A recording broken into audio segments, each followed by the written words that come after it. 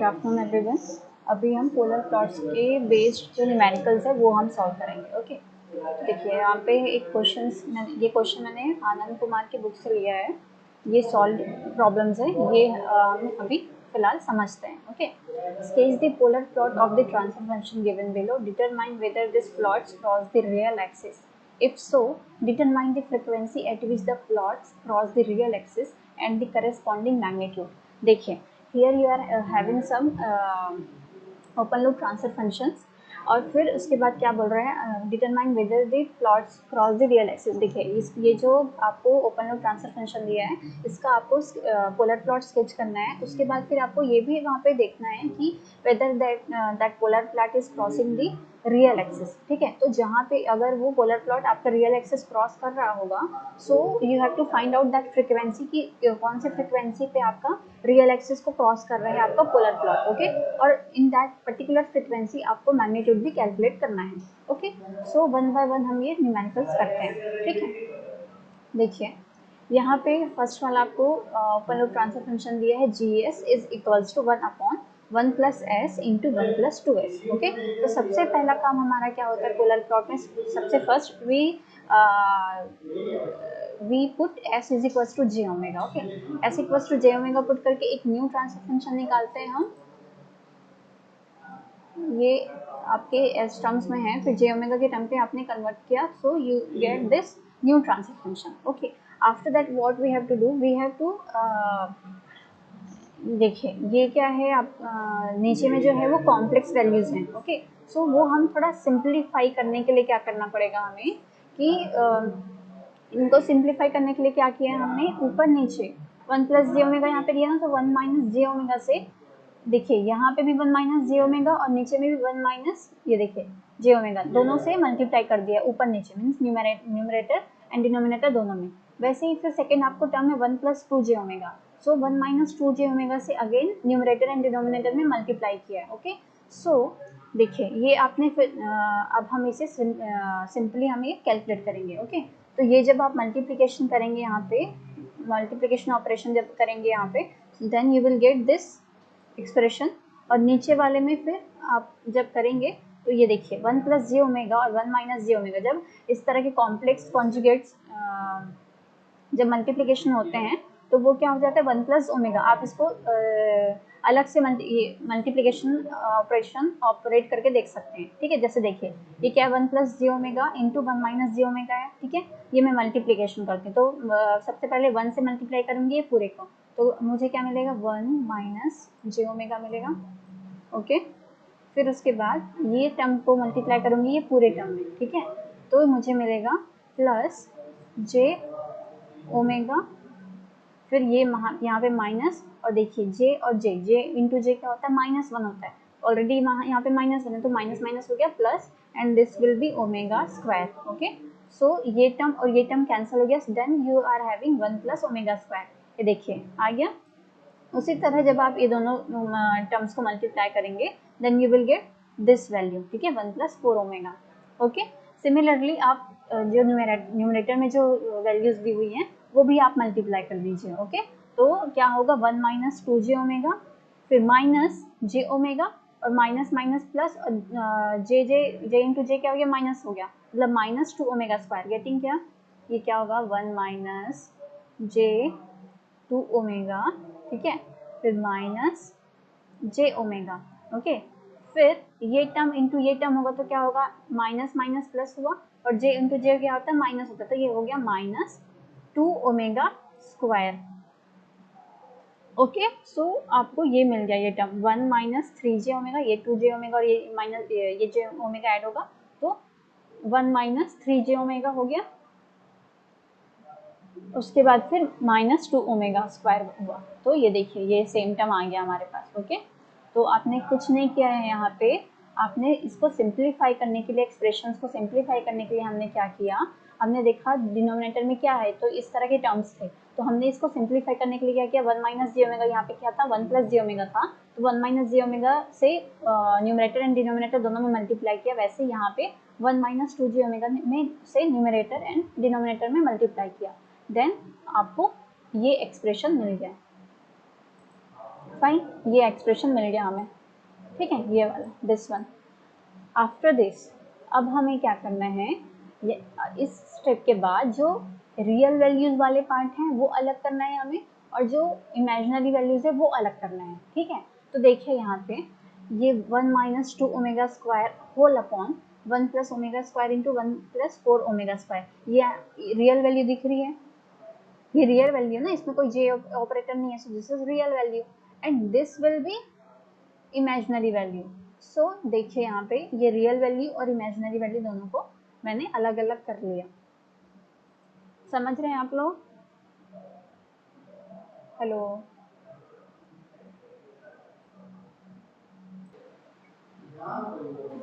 Okay, अब आगे देखिए, जब ओमेगा इक्वल्स टू 0 होगा, ठीक है, when omega will be equals to 0, तो देखिए यहाँ ये पूरे वैल्यूज में ओमेगा की वैल्यू 0 पुट कर दीजिए, तो यहाँ से क्या, यहाँ से 1 मिलेगा एंड फ्रॉम हियर 0, तो 1 माइनस जे 0 ये वैल्यू मिली आपको, okay. And when you will put omega equals to infinity, then you will get 0 minus 0 minus J 0, okay, इस तरह की वैल्यूज हमें मिलेंगे। This plot does not cross the real axis, it crosses the imaginary axis at the frequency given by the solution. देखो एक चीज़ है यहाँ से, ये आपका क्या है, रियल पार्ट है, ये आपका क्या है, इमेजिनरी पार्ट है, ठीक है। तो देखो इस वाले पोर्शन से हमें क्या पता चलेगा कि कौन से ये रियल वाला वैल्यू है ना, तो रियल वाले पार्ट से हमें इमेजिनरी एक्सिस पे जो क्रॉसिंग पॉइंट है वो मिलेगा हमें, और इमेजिनरी पार्ट से जो रियल एक्सिस पे जो क्रॉसिंग पॉइंट है वो हमें पता चलेगा, ओके। तो देखिए यहाँ पे तो हमें ओमेगा इक्वल्स टू 0 दिख रहा है, और यहाँ से we will get some value, मतलब कि आपका जो रियल एक्सिस है वो तो उसको तो क्रॉस नहीं कर पा रहे हैं, बट जो आपका इमेजिनरी एक्सिस है इट विल बी मीन्स वो आपका जो रियल इमेजिनरी एक्सिस है वो कहीं कुछ वैल्यू पे वो आपको क्रॉस आपकी इमेजिनरी एक्सिस को क्रॉस करेगा, ठीक है। तो देखिए हमें वो फ्रिक्वेंसी निकालना है कि कौन से फ्रिक्वेंसी पे हमारा इमेजिनरी एक्सिस क्रॉस हो रहा है, ओके।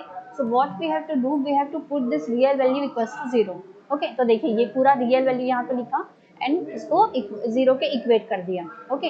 तो देखिए जो आपका डिनोमिनेटर पार्ट है वो तो इधर ट्रांसफर करेंगे तो वो 0 से मल्टीप्लाई होकर 0 हो जाएगा, then you will get this value 1 minus 2 omega square, okay. मतलब यहाँ से आपको क्या मिल गया, 1 minus 2 omega square is equals to 0 मिल गया। Then by equating, by finding the value of omega, you will get omega will be equals to 1 upon root 2, okay। तो ये जो फ्रिक्वेंसी है, this is the frequency of जहाँ पे आपका जो पोलर प्लॉट है वो आपका जो इमेजिनरी एक्सिस को जहाँ पे क्रॉस कर रहा है वो फ्रिक्वेंसी हमें यहाँ से मिल गया, okay. Now we have to find out the magnitude.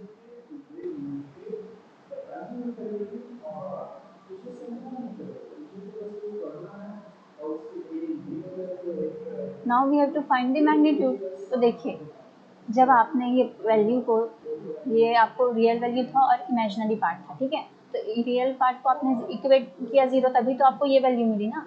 सो अभी आप इसका मैग्नीट्यूड कैसे निकालेंगे, ये जो आपको ओमेगा की वैल्यू आई इस वैल्यू को आप इसमें फिट करिए, यहाँ जो आपका इमेजिनरी पार्ट है उसमें जो ओमेगा लिखा होगा वहाँ पे आप ओमेगा की वैल्यू पुट करिए, then from here you will get the magnitude, okay.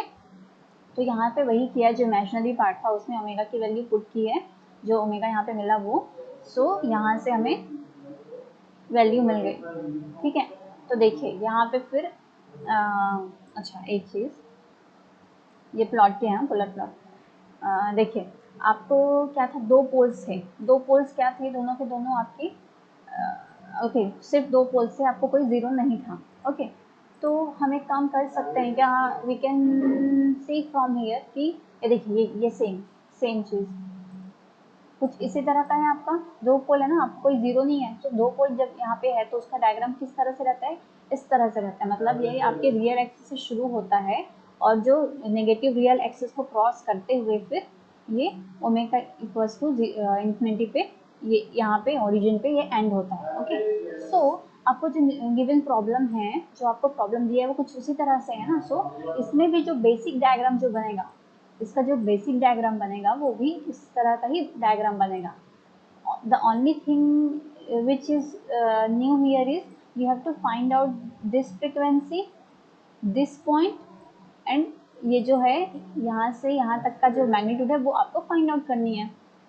तो देखिए आपको ये डायग्राम तो क्लियर हो गया कि इस तरह का डायग्राम बनेगा। ओके, तो अभी तो हमने ये जो ओमेगा की वैल्यू जो 1/√2 थी वो क्या वैल्यू थी, जहाँ पे आपका इमेजिनरी एक्सिस को क्रॉस कर रहा है वो वाला फ्रिक्वेंसी था। ओके, मतलब ये यहाँ पे जो ओमेगा की वैल्यू रहेगी वो क्या रहेगी, 1/√2 रहेगा।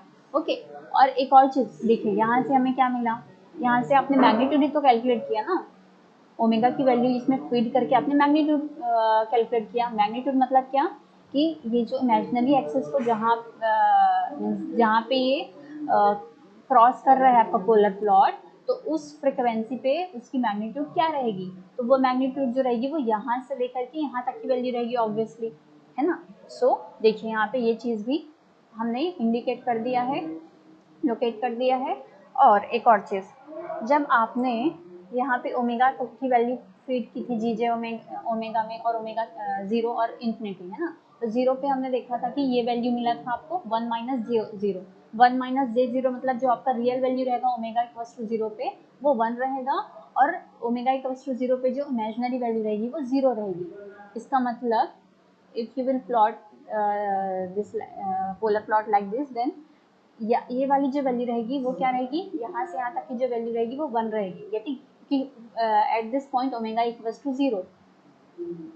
तो जो रियल वैल्यू रहेगी यहाँ पे वो क्या रहेगी, 1 रहेगी, और इमेजिनरी वैल्यू 0 रहेगी। वैसे ही जब ओमेगा इक्वल्स टू इन्फिनिटी है तो रियल और इमेजिनरी वैल्यू दोनों के दोनों 0 हैं, मतलब कि ये जहाँ पे, क्योंकि यहाँ पे ओमेगा इक्वल्स टू इन्फिनिटी होगा ना, सो सही है, मतलब हमारा ओरिजिन में आ रहा है, मतलब सही हमने ड्रॉ कर रहे हैं। समझ आया अब आप लोगों को? Now come to the next question, ठीक है। Now here you are having this open loop transfer function, जहाँ पे you are having 1 0 and 3 poles, okay। ठीक है, तो इनको भी हमें क्या करना है, सबसे फर्स्ट हमारा स्टेप रहता है एस की वैल्यू, एस की जगह हम जे ओमेगा पुट करते हैं, और फिर हम ये नया ट्रांसफर फंक्शन फाइंड आउट किया। उसके बाद फिर क्या करना है, हमें इसे सिंप्लीफाई करना है।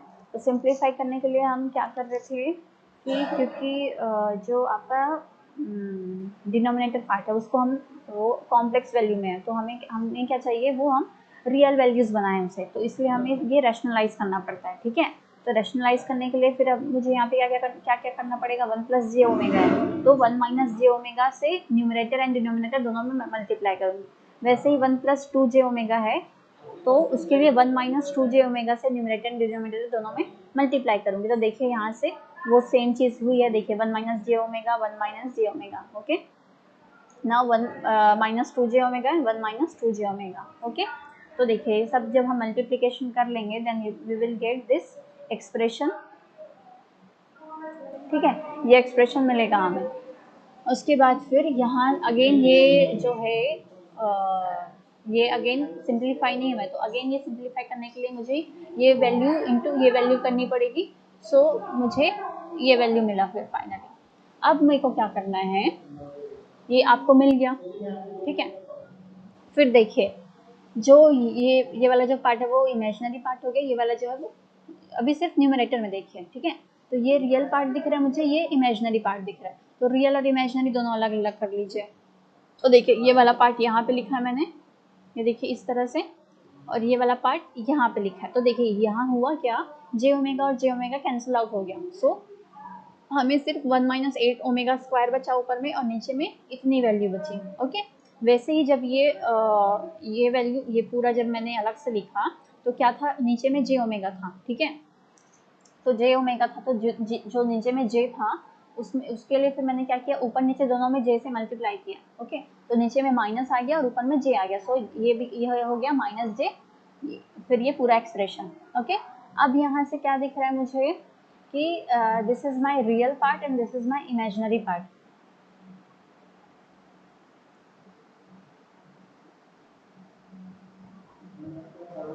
ठीक है, ये रियल पार्ट है, ये इमेजिनरी पार्ट है। ओके, अब हम क्या करते हैं, ओमेगा की वैल्यू 0 पुट करके देखते हैं कि 0 पे क्या वैल्यू आ रही। ठीक है, तो देखिए ओमेगा इक्वल्स टू 0 पे रियल वैल्यू मिल रही है मुझे 1 और इमेजिनरी वैल्यू मिल रही है माइनस इन्फिनिटी। ओके, वैसे ही omega equals to infinity put करने से रियल वैल्यू मुझे मिल रही है 0 और इमेजिनरी वैल्यू मिल रही है 0। Okay, the polar plot does not cross the real axis, it crosses the imaginary axis at a frequency given by the solution of this. ये देखिए क्या किया यहाँ पे,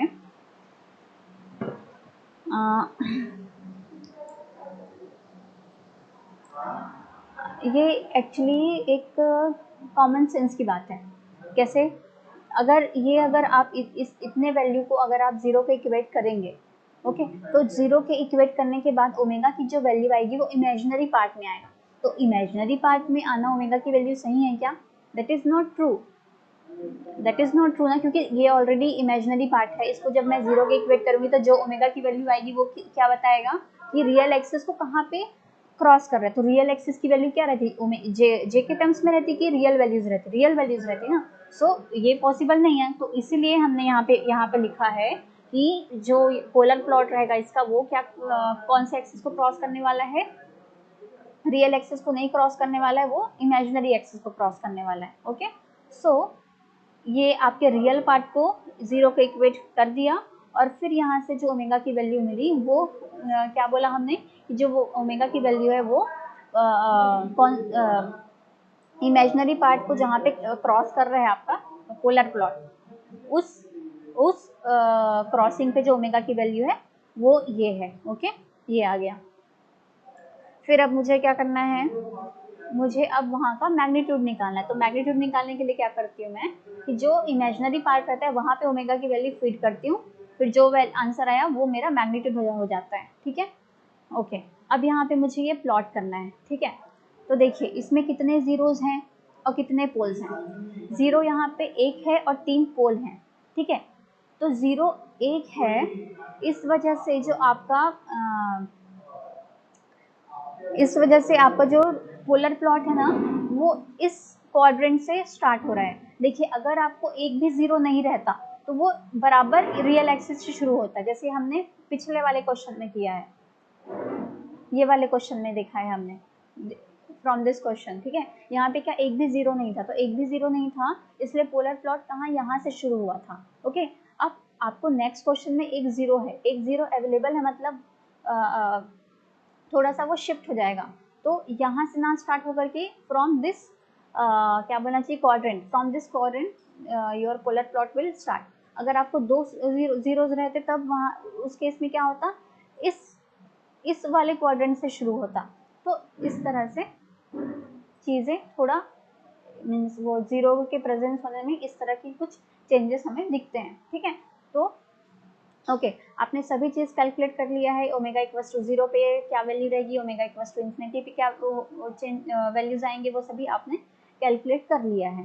ठीक है, तो देखिए ओमेगा इक्वल्स टू 0 पे आपने क्या देखा कि रियल वैल्यू आपका 1 रहेगा, लेकिन जो इमेजिनरी पार्ट है वो इन्फिनिटी रहेगी, वो भी माइनस इन्फिनिटी। ओके, यहाँ पे हमें साइन वगैरह और ये जो इन्फिनिटी या 0 ये सब चीज़ें बहुत मायने रखती हैं, तो ये हमें काफ़ी ध्यान से देखना है। ठीक है, तो देखिए जब पोलर प्लॉट हमने प्लॉट किया यहाँ पे, तो देखिए ये देखिए ये यहाँ कहीं पे 1 वैल्यू मिल रही है। ओके, एंड ये कब की बात है, जब ओमेगा इक्वल्स टू 0 है तब की बात है ना। तो ओमेगा इक्वल्स टू 0 पे जो रियल वैल्यू थी वो 1 थी, बट जो इमेजिनरी वैल्यू थी वो क्या थी, माइनस इन्फिनिटी थी। तो माइनस इन्फिनिटी थी इसलिए ये कुछ क्योंकि हम तो यहाँ पे प्लॉट कर रहे हैं ना, हमें एग्जैक्टली दिखा नहीं सकते। माइनस इन्फिनिटी मतलब it is a very big value, so how we can plot here. तो इसलिए कुछ ये जो डैश डैश है, ये जो डैश डैश लाइन है, उससे हमने यही इंडिकेट किया कि somewhere eight omega eight minus infinity, है ना। तो 1 एंड माइनस इन्फिनिटी पे आपका पोलर प्लॉट शुरू होगा and ends at which value, ends at 0 and 0। सो यहाँ पे आपका ये एंड हो गया। ओके, अब बात आती है कि जब ये पोलर प्लॉट यहाँ से गुजर रहा है तो इसने इस इमेजिनरी एक्सिस को क्रॉस किया, तो इमेजिनरी एक्सिस को जहाँ पे क्रॉस किया वहाँ पे ओमेगा की वैल्यू क्या होगी, so that we have already calculated, है ना, 1/√8। तो यहाँ पे ओमेगा की वैल्यू 1/√8 रहेगी। फिर हमने ये भी कैलकुलेट किया है कि at this value of omega what would be the magnitude, तो मैग्नीट्यूड भी हमने कैलकुलेट किया, सो दैट इज 3.75। तो जो माइनस 3.75 है वो कहाँ से कहाँ तक की वैल्यू रहेगी, यहाँ से लेके यहाँ तक की, from origin. Okay, so in this way we have plotted the second graph also. Is this clear to everyone? Okay, now come to the third question. Okay, अब थर्ड क्वेश्चन में पहले देखिए कि क्या क्या चीज़ें अवेलेबल है यहाँ पे। यहाँ पे आपको एक भी जीरो नहीं है, ये देख लीजिए, ठीक है, but you are having 3 poles. Okay, मतलब you can draw here rough polar plot. तो रफली हम जब ड्रॉ करेंगे तो क्योंकि यहाँ पे एक भी ज़ीरो नहीं है, तो शायद इसको शुरू होना चाहिए यहाँ पे और समवेयर हियर, इस तरह से यहाँ कहीं पे ऐसे टर्मिनेट होना चाहिए पोलर प्लॉट, ऐसा होना चाहिए क्या?